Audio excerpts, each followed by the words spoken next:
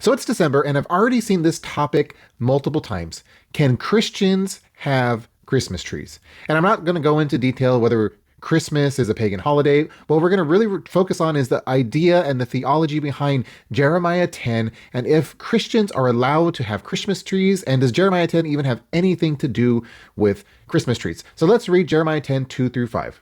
And it says, "Thus says the Lord, learn not the way of the nations, nor be dismayed at the signs of the heavens, because the nations are dismayed at them.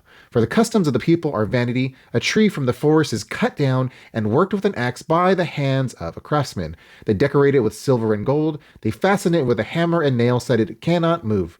Their idols are like scarecrows in a cucumber field, and they cannot speak. They have to be carried, for they cannot walk. Do not be afraid of them, for they cannot do evil, neither is it in them to do good." So one thing we want to focus on is learn not the way of the nations. God was calling his people to not do the idolatrous practices of the surrounding nations. And this can also be seen back in Jeremiah 7. So Jeremiah 7, 17 through 18 says, "Do you not see what they are doing in the cities of Judah and in the streets of Jerusalem? The children gather wood, the fathers kindle fire, and the women knead dough to make cakes for the queen of heaven. And they pour out drink offerings to other gods to provoke me to anger." So you see in Jeremiah 7, it's talking about this family ritual that was taking place. The children, the mothers, and the fathers are all participating in this idol worship.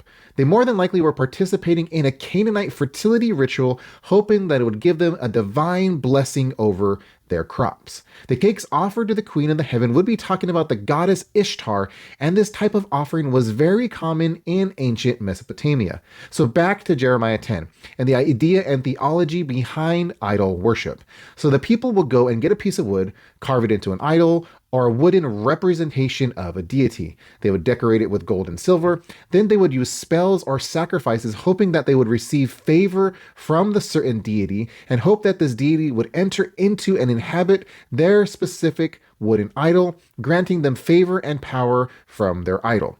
So the argument is that it talks about going and cutting down a tree, then decorating with gold and silver. So this must be also talking about Christmas trees. But unless you actually go and worship your Christmas tree, make it an idol, you do sacrifices to it, you do sacrifices to a deity, to a god, to a demon, and you hope that this demon comes into your Christmas tree to give you favor and blessings, and then you worship it and do all these things and make sacrifices to it. Unless you're doing this, Jeremiah 10 does not apply to Christmas trees. So